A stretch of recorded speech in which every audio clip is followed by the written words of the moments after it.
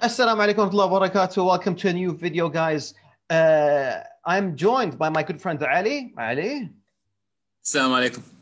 Habibi, I'm so happy to have you here today, and we're going to be going through some So am Abu I, Layth bro. clips. Habibi, Allah barak fiik. So just to give you guys a bit of an idea of what's going on, this is a video, and I don't know if I told you this, but this is a video about Abu Layth's understanding and an interpretation of verses in the Quran. Did you know that? Okay, interesting. Okay. I did not, but All right. let's see what he has to say. Yeah. So the thing is, I want audience members to be aware of a few things. Abu Layth, we're gonna let him do most of the talking. We're not gonna be commenting on everything that he says, because when we comment, when we respond to him, when we correct him things here and there, what he does is he lies. He lies openly. He doesn't care, by the way. He doesn't believe that lying is haram. So, and the question about is lying haram? I don't believe lying is haram, by the way, but lying, harming people is haram. You know, I'm serious. He actually doesn't believe that lying is haram. And I have like videos that I've done previously that are on the Sunni defense. And if you can go back, you can see what I've said, and you can see me like catching him lying, and he doesn't back down. You know, he insists, he doubles down on it, and just doesn't care. In any case, Interesting. yeah, it's terrible. It's absolutely, it's extremely sad. But the thing is, what he does is, apart from lying, and you're going to see examples of this in the video, is he will sometimes mention a source because he says a lot of crazy things. But when he attributes it to someone, oh, wow. So like a classical sheikh says this, this is an actual valid opinion. That's what you think. However, that's the game he plays because a lot of the times these are names you've never heard of before. Okay. You look it up. Yeah, you look it up. It's like a guy that passed away a couple of decades ago that no one knows about, a zindiq like him, or something like that. But just because you link it to a name, so it's like, oh. That's it. That's the game he plays. And you're going to notice that. And you're going to like listen to some of the examples of the interpretations that he provides. And you're going to be like, wow, that's really, really messed up. And then he's going to give the name. He's going to mention a name. And you'll be like, oh, is that a valid opinion? It's not a friggin' valid opinion. Doesn't matter who says it. So, let's just get to it. I just want to say something that before we started embark on this journey. Farid was like, yeah, you want to join me for a reaction video? I'm like, yeah, sure. He's like, we're going to talk about Abu Layth and stuff. I'm like, who's Abu Layth? So he's like, yeah, it's just an interesting guy online. So I'm like, should I look him up or should I just wait? He's like, no, don't look him up. Just wait and let's experience this firsthand. So let's do this. Bismillah. Bismillah. You're going to enjoy, bro. You're going to freaking enjoy this. All right. I got my cuppa. Let's go. Yalla, Bismillah.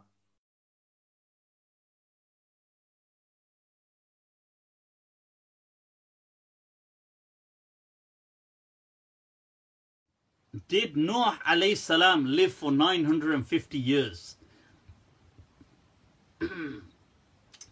No, he did not. Huh? You going against the Quran? You kafir? Sumerian kings and their rule. How long did they rule? So it's really interesting when you start reading their rule, they will say, well, such and such, these three kings ruled for 300 and whatever 60,000 years. Just at first people thought this was exaggeration. Then they realized actually they're going by a particular system. They're not actually just randomly making things up. Now, sometimes maybe in the hundreds they times multiplied numbers when they counted. And this is what I believe that people in the Old Testament, some of the Jews had inherited in their time when they were in Babylon and these other kingdoms. Maybe they never fully understood them, but they kind of logged them in the Old Testament as such and such person being around for 800 years or 600 years. This is what it may have been. Bro, when he mentions that that's the number in the Old Testament, right? That means that the writers of the Old Testament got it wrong. Okay? That means... And we copied, and the Quran copied that. Yeah, I got that nuance, okay. So yeah, that's how messed up He is. He's trying to He's trying to rationalize. Same Orientalist BS. I haven't seen them come up with this, to be honest. Yeah, this is a guy. No, I was talking about copying. Like the whole. Oh yeah, definitely. Same old BS. So here's the thing. Here's the special thing about this. He actually says in a clip that the reason why the Quran will include facts or the Quran will include events that are incorrect is to build bridges with other religions. She said, and Jesus spoke to them as a little, let's say, as a 2-3 month old baby, and he started to speak and he started to say, hey, this. And they said, oh, wow. And then they said, okay, we won't stone you. This is what a lot of Muslims do believe this. Unfortunately, it's not actually true in my understanding at all. But a lot of Muslims believe this. And as a story, it sounds nice. So I get that. The reading of the Quran can bend that way. I accept that. It can bend. It doesn't actually explicitly say any of these things, but it can bend that way to carry this story that I've just explained. The truth is, the nature of the Quran, whenever speaking about Jesus, is often vague and ambiguous.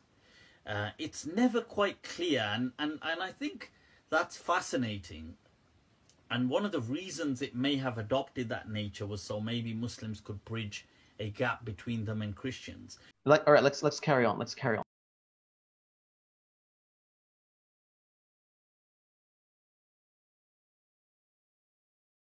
He said, they used the verse of the Quran about Ibrahim alayhi salam being thrown into the fire. Allah says we saved him, but does that mean he was thrown in the fire? Or Allah saved him by using some other means that he managed to escape? Now, the heat of this, Allah has mentioned, Kuni bardan wa salaman, be peaceful and be cool to Ibrahim. Now, were any mediums adopted in how this fire had a cool effect in terms of its heat upon Ibrahim alayhi salam? Was it through a wind? Was it through a cool breeze? Was it through some... Allah doesn't say.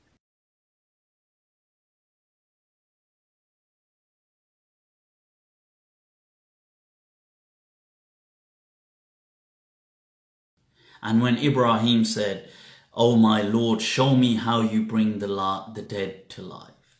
Is he in a bath? What many people have understood here is that Allah tells Ibrahim alayhi salam to collect these birds and to cut them into pieces. And then to place these pieces, spread them out, and then call them and the birds will come together. That's how many people have understood this. Some people disagreed with that understanding. Now, I've never really read that I've never understood that verse in that way. Get 4 birds, get them, take your time. Nurture them to some extent. Oh, for God's sake. Grow a bond with them. Amilhunna ilayk, fasurhunna ilayk. Incline them towards you with affection. Then place them far and wide. Thumma da'un. Now call them. With that affection that you have, they come flying towards you. What do you think? What is this, man? What is this? Bro, shuf. So basically, Ibrahim asks Allah, to see Allah subhanahu wa ta'ala bringing the dead something to life, yeah. Okay. So basically Ibrahim is ordered to nurture the birds, to train them. Yeah, just take pets. To put them on the mountains, and then to do this. And then they come to him. Unbelievable. That's it, man. That's it. Unbelievable. Next. Unbelievable.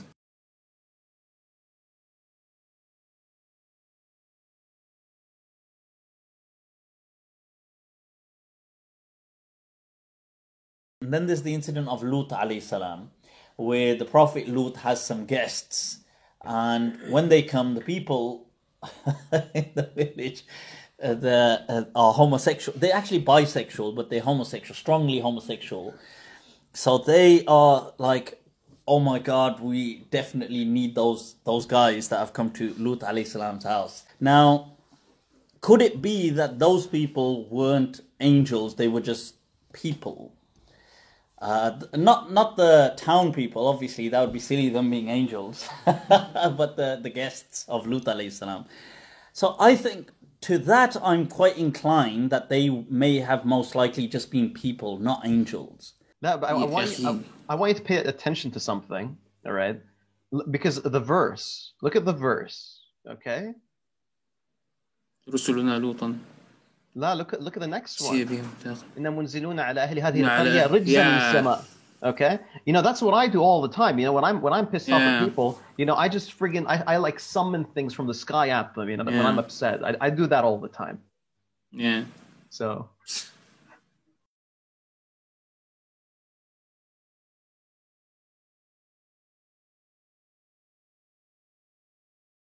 Now, what you do get is you get this up until now even, like if you get a strong upstream wind coming from the Gulf of the Gulf of Aqaba, it will push back the water depending on the pressure of the wind. Now, what's interesting is if there was a hurricane, and it has been documented, so several historians and other people have documented when they've been present at the Gulf of Aqaba and there's been a hurricane, and how it's actually pushed back for quite excessively. It's pushed back the entire water, and what it actually does is it pushes it and it actually raises the water. The hurricane does. It does like a wall. Quite astonishing. Shut up, man. And depending on, so there's been a lot of research done into this. So if the wind, for example, the hurricane, if it had winds of speeds of like, let's say 80 miles per hour, which is very reasonable, it could have pushed the Gulf of Aqaba, the sea, the kind of water there, to anything between 600, 700, 800 yards back. It could have easily done that. And it's interesting that when the wind stops, how research will show, and even actual events, the water just gushes forth. So it's interesting. So that seems to be what had actually happened. And it was a natural phenomenon. Bro, he says it's something that happens. He says that this is a natural phenomenon and it's been documented. I've never seen this. I've never seen it happen. I'm pretty sure. I'm pretty sure. You didn't go on a windy day. You need to go on a windy day.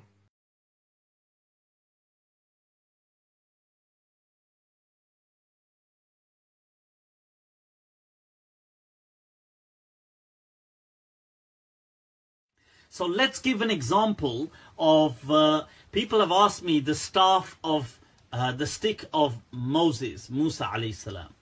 And they've said that why, this, when he threw it, it became a snake. Now, in my understanding, that it was not a snake. Okay, when he threw the thing, it was not a snake. But it was described as though it was a snake. They say it's because they needed that light. No, that's the other way around. The mercury react. What? The zibak, which was in their sticks.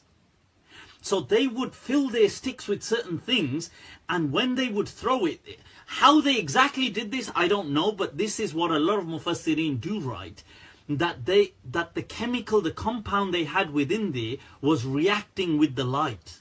Now, Musa alayhi salam is taught by Allah how they have done this.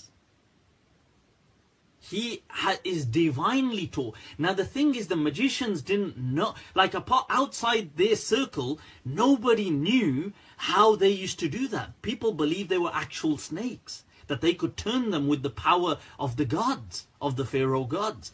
But Musa alayhi salam is inspired and taught by Allah how these people are doing this trick.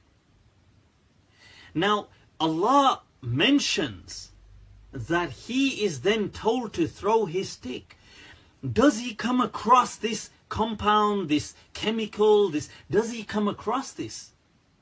Allahu A'lam, I would believe that he does. Allah teaches him these things. Hence he throws it and he is petrified. Allah says, تَلْقَفُ مَا يَأْفِكُونَ. Now it's interesting how you read this, because this can be read in two ways according to the Arabic language. Either it ate their sticks, that's one understanding, it ate their sticks, or the other understanding, it ate their lie. So I just want to point out something. So Allah subhanahu wa ta'ala chose words that would fit in with what you can find in the Bible, again, in order to confuse us, to give us wrong information, to make us assume something that didn't happen, in order to build bridges. Shuf, yeah, this is how dangerous. This is how dangerous this is. What he's saying is very problematic, because هنا you're in front of a confrontation between الحق والباطل. Okay, الباطل is throwing out whatever mercury or whatever he's saying. Okay, so الحق, okay, الحق سبحانه وتعالى wants to freaking obliterate this batil. Right. So like he's gonna one up them with another magician trick. Right. That's the same trick. It's the same trick. Yeah, he's nothing new. Like if I was the magician, if I was the magician, he'd be like, oh man, like he friggin' got the mercury. That's what. Oh man, he got the mercury. No man, if I was the first the Saharat Fir'aun, and I threw the stuff, and this stuff happened, and then he threw his, and it's also mercury. Yeah. Been there, done that. Right. You wouldn't prostrate.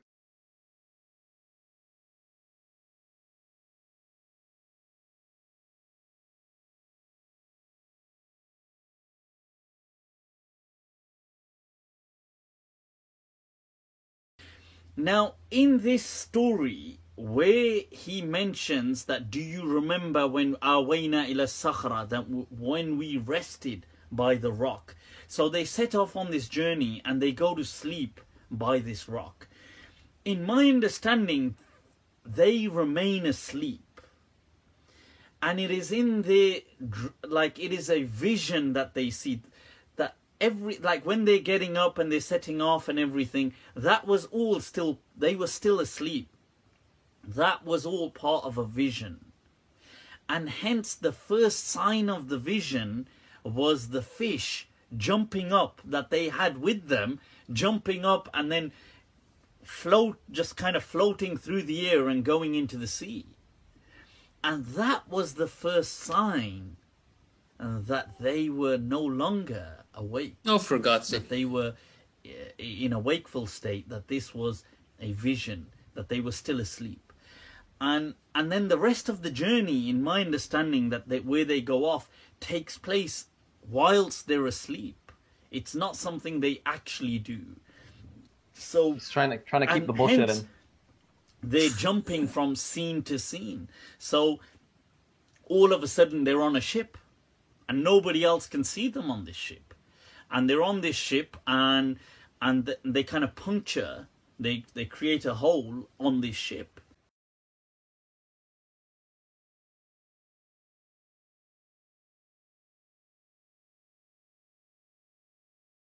Remember when you killed, that there was a body you killed somebody, and then you got into a dispute over it. Wallahu mukhrijum ma kuntum taktumun. And yet Allah was to expose that which you were planning on concealing. فَقُلْنَا ضَرِبُوهُ بِبَعْضِهَا. Now from here, people say that they make that connection with the verse of the cow. Because here Allah says, and we said, strike it with some of it, and a feminine pronoun is used. It. So here the understanding is it is referring to the cow. Although Allah hasn't said that, but that's fine, we can go with that. But Allah says, and He said, strike it with it. Strike him or the person, the corpse, with it. كَذَلِكَ يُحْيِي اللَّهُ الْمَوْتَ وَيُرِيكُمْ آيَاتِهِ لَعَلَّكُمْ تَعْقِلُونَ. And that is how Allah brings things to life and brings the dead to life, and He shows you His signs, and in the hope that you may be people of intellect. ثُمَّ قَصَدْ قُلُوبُكُم مِّن بَعْدِ ذَلِكَ. And then Allah goes on to say, and then your hearts hardened after that. Now this, you see, this verse doesn't state anywhere that the dead body came back to life. كذلك يحيي الله الموتى ويريكم آياته لعلكم تعقلون. And that is how Allah brings things to life.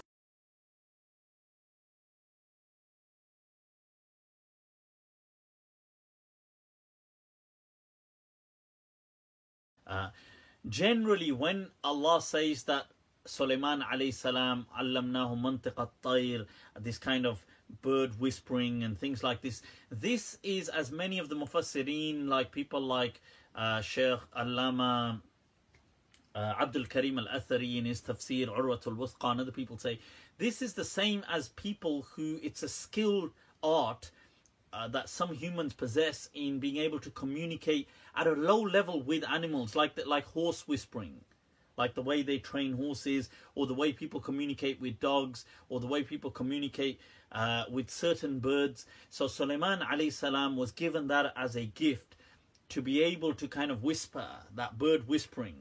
That's what it didn't mean that he had conversations.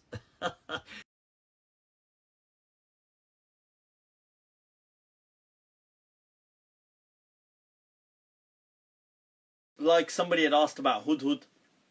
Hudhud was not a bird, as many people have said, but rather it was like, if you read the actual verse of the Quran describing Hudhud, and on several occasions it seems very clear that this is a particular person that Sulaiman alayhi salam is addressing. So if you read it, and all the verses, actually, when they speak of Hudhud, you know, that when he says فَتَفَقَّدَ الطَّيْرِ, that he couldn't find, and they say he called this group Tayr, because they were like birds, that they would be like falcon-eyed, that they were the intelligentsia. What? What is he talking about? Bro, the birds were the intelligentsia. Shuf. Here's what's really interesting. So, like, three or four verses before that, it says that Allah subhanahu wa ta'ala taught Sulaiman how to speak to birds, which he says this is bird whispering, okay? And then, like a few verses down the line, you actually have Sulaiman speaking to birds, and he's like, no, these aren't birds. They just happen to be referred to as birds. Yeah. It's just he has a problem. He has a problem. It's just stupid.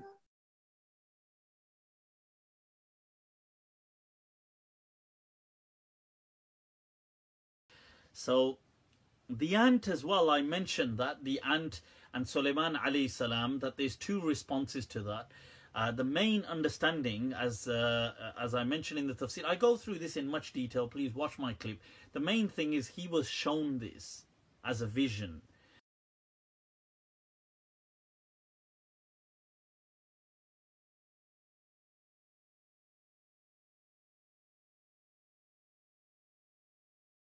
So a powerful person from this division says, I will bring you. Now, what does bring you the throne mean? Was Sulaiman alayhi salam asking them to go get her throne? See, we zoom in, that's fine. Go get her throne. We zoom out, that's a huge problem. Why? It's theft. Now, what's an alternative narrative that actually makes sense? And once again, in the tafsir Urwatul Wuthqa, Sheikh Abdul Karim, Maulana Abdul Karim al-Athari. Zindiq. Who's that? Who is that? Who's that? Some random Zindiq. This was a person who he had detailed descriptions, this kitab, of key features of landmark, whether they were events or landmark kind of icons. He had these things.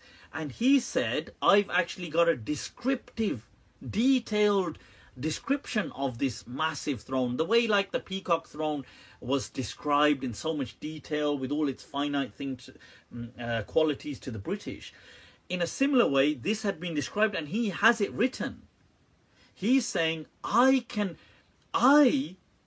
make you from that. So meaning it will be spot on, not just this person saying, you know, he can make it from his knowledge, like he's heard about it, but I have a detailed, descriptive, and people say there were drawings of it and things like this, And so I can Okay, make it this is life. unbelievable. This is unbelievable. Unbelievable.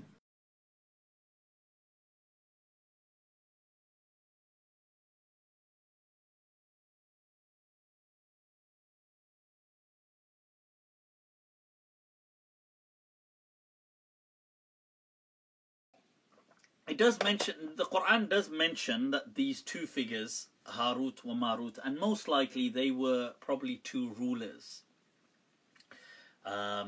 who were deemed to be pious. They weren't angels, but people referred to them as like angels. This is what many people, so if you read the Tafasir of Ibn Ashur and other people, this is what they explain, that they weren't actually angels, but people used to call them angels because they thought that's how they were inspired by these people. And they taught certain techniques. Now these techniques go back to this thing. It doesn't say anywhere they taught them a magic that was like how you're picturing magic, like, I don't know, Harry Potter magic. It just says that they taught people how you can split people up and cause enmity. يُفَرِّقُونَ بَيْنَ الْمَرْءِ وَزَوْجِهِ. They can split up a couple. How? Like, think about it. People do it today. The kind of tactics, the kind of politics, the gameplay that people use to split people up. And this is untrained people do it. You know, they gossip here, gossip there, set people up, do this. And that's the unqualified guy doing that, or girl doing that. Imagine if you were skilled at it, and you were around the people who weren't skilled, but you taught them the art of persuasion.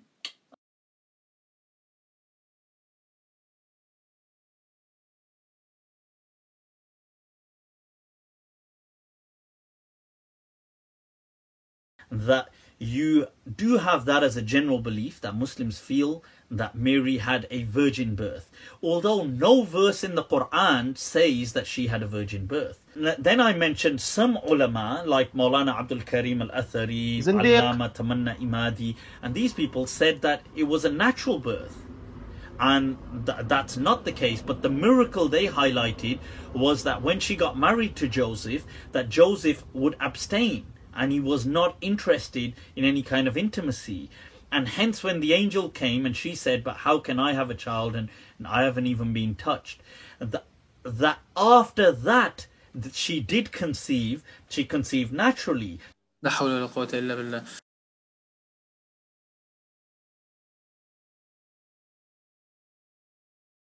Most likely this is referring to the incident which is referred to in the Gospel of Luke. That in the Gospel of Luke, at the age of 12, Joseph and Mary bring Jesus to the festival.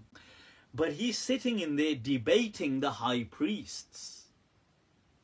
So what happens is they are really kind of flabbergasted and they're frustrated with him. Because who does he think he is? He's just a kid. Yet he's getting the answers right. And he's running rings around some of them. Now Mary finds him. When Mary finds him, this is where they say to her that he's yours. Is he your child? And they say you and him. Like, what an insolent, rude, disrespectful child. Like, she doesn't know what to say, and plus a woman wasn't given a high place to speak. So she points at him and he responds, Qala inni Abdullah. And hence they begin by, when she says, look, why don't you just ask him? I don't know. They say, كيف نكلم من كان في المهد صبيا. How should you want us to speak to somebody who was only a child yesterday? Because he's 12 and they're belittling him. Man kana fil mahdi sabiya, who is just a boy. You want us to speak to this boy who was in the cradle only yesterday.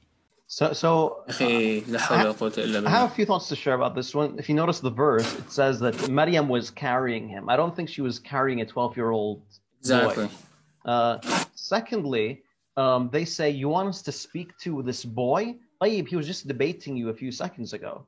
He was debating you and he was running circles around you, and now you want us to speak to a boy? It's a ridiculous interpretation.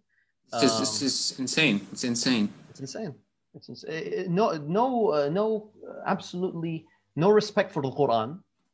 No respect for truth. That's the thing, akhi. No respect for truth. No respect for what Allah subhanahu wa ta'ala wants you to believe and wants you to accept. No respect for that. All that matters is, I want to provide a natural explanation of what's going on because I've never seen a kid speak in the cradle. That's the point. It's the miracle. That's the point. Pretty much.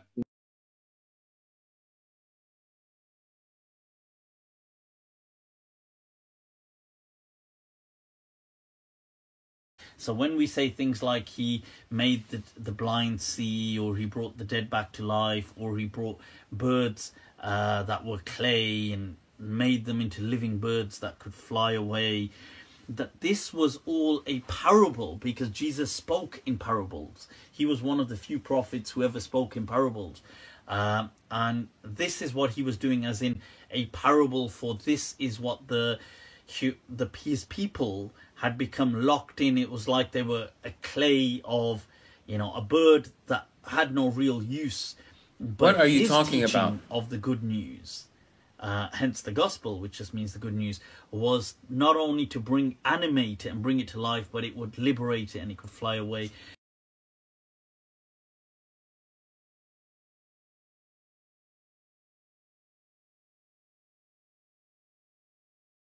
So when you're saying things like the people were dead, you would be saying that they were perceptibly dead, but not actually dead. So people, for example, who may have had a very low kind of pulse and things like this, perceptibly dead, but Jesus assisted them, and there's only two people, Lazarus, and you're going to get one other incident. You're not going to get many cases of Jesus bringing the dead back to life. Many, many cases, just a couple. Bro. It's just one guy, just.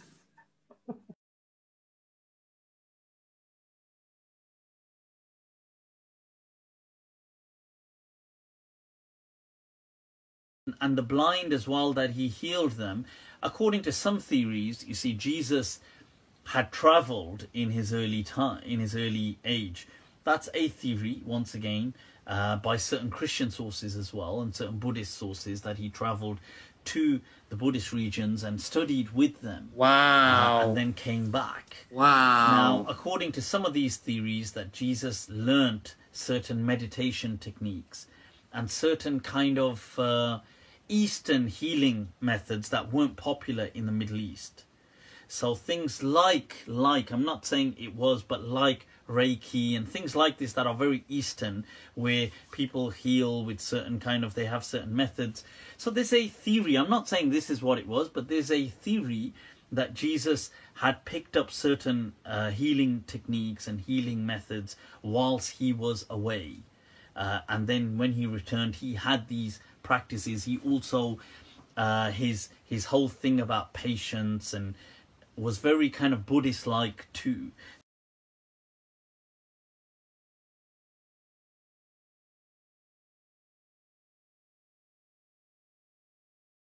Others feel that he was put on the cross, but he just didn't die on the cross.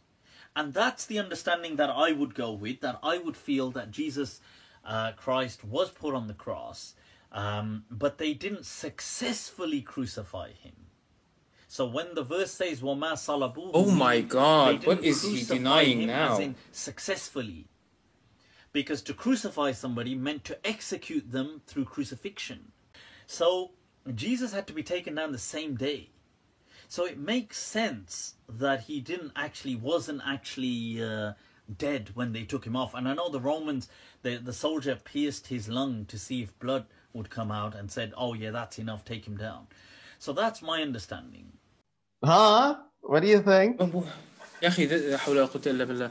يا أخي أنا أحب ألتمس الأعذار للناس. Like I really like that, to try to give someone the benefit of the doubt. But there is no leeway here, man. This is insane.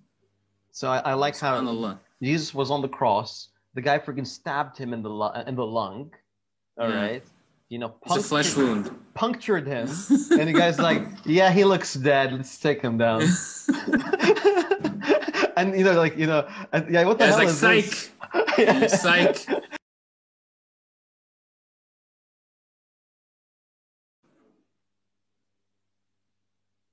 Is Maulana Abdul Karim Al-Athari, who was from the Zindiq. It's always the same guy, huh? Ahlul It's always the same guy. a student of Maulana Inayatullah Gujarati from the Who whole cares? Ahl Hadith movement. In his tafsir, Urwatul Wuthqa, he said that because this verse starts fresh, this verse is referring to the singular you that the surah begins with. That the surah begins, that Alam Tara, Kayfa Fa'ala Rabbuk, that did you not see? And when you threw stones at them. So he says that the people stoning them were the people of Quraysh. Yeah, the Arabs didn't have catapults until they met the Romans. It's a good point. It's a good point. That I feel that's true. He changed The his birds, opinion. He probably they realized may that. have pelted, but not. It's not quite in the way that people think. You see, when he kind of sets up an encampment outside of Ta'if with all his elephants, he upsets the local habitat. Obviously, you can imagine bringing so many elephants and horses and things like this and setting it up. It destroys, it doesn't destroy, but it completely, deeply unsettles the natural habitat. And there were certain birds that, in the video, I go into much detail on what they were specifically, that were known to be local to Ta'if and the Arabian Peninsula, which were the ababil. Now, the elephants do rattle their kind of settlement. So what these People birds are donating. do is they are generally known to carry small pelts back to their nests. So they start to drop these. But what it is these things are infested with it's judri, smallpox, which then triggers making it up as he goes, a kind of a mini outbreak amongst these elephants and his army. So bro, what I find shameful, right? It's not just the stuff that he's saying. It's the idiots. They're donating. They're subscribing. That are sharing his stuff. What the hell is wrong with you people? Like you'd pay money to someone when he says crap like that? What the hell is wrong with you? Maybe he has an arrangement, like pay it and I'll pay you back later. Just maybe. I'm getting. Bro, this you have like freaking suck a bone every minute, bro. Some of the descriptions of the hellfire are super frightening, like drinking boiling water. I don't feel, or any description of the afterlife is simply symbolism. Wow. It's not a literal description. All these things mentioned in the Quran are just, they kind of, it's imagery to motivate or to incentivize or to intimidate. Subhanallah. This guy, yani. I don't have too much to say. And I hope, yani, sincerely, wallahi, sincerely from my heart. And I know that this is all, yani, this is ridiculous. All that he said is ridiculous. And I know that he will defend it to the grave. But I sincerely hope, and Allah yahdi, subhanallah. If he dies believing this, it's not good. If he was on his deathbed and he was going to do tawbah, I would like cut the cords, bro. Allah Mustaan. Allah Mustaan. Any last words, Yafi? Any last words? Wallah, yani, what's your message? What's your message to the friggin' idiots that subscribe and share and pay him and friggin' donate to him? It's very obvious. It's very obvious that this person is a trickster.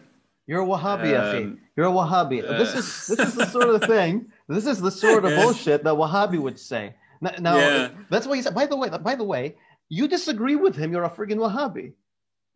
That's what he's. That's what he says. as if like the rest of the ummah has no Or issues, Wahhabis. has no issues with the crap that he says, man. You know, SubhanAllah. like every single يعني مبتدع, every single heretic would friggin you know, excommunicate this guy. And he just he knows what some he's targeting a very specific niche of people, you know, very, very specific niche of people that like this kind of deviant ta'wil of Kalam Allah. They die for this. They love this. And people that want to they want to stand out from the bunch. Oh, you believe this mainstream stuff? You know what I mean? These kinds of people. You see them everywhere. Right. You know, but subhanallah, trendy zanadiqa. Very bad. It's sad. It's actually very sad. It's not bad. It's sad. It is. And you know, I was speaking to a brother not too long ago about him and his followers, and he says, you know, when people fall for Abu Layth and people like Abu Layth and people start listening to Abu Layth and supporting him, I honestly don't care, because they can't be sincere. You can't be sincere and support this guy. And inshallah, this video, you watching this, people at home watching this, you'll realize, or you've realized by now, that this guy is full of it. He lies. Yeah, you can't take him seriously. You can't take him seriously. At first, he rejects صحة نسبة البخاري. He rejects the attribution of Bukhari to al-Bukhari. Rejects the attribution of Musnad Ahmad to Imam Ahmad. Now, and you're like, oh, okay, I like this guy because I don't like a hadith. Well, guess what? He friggin' doesn't care about the Quran. He manipulates the Quran in any way he likes. What do you have Some left? people like that too. Some people do. want that too. Yeah. I guess so.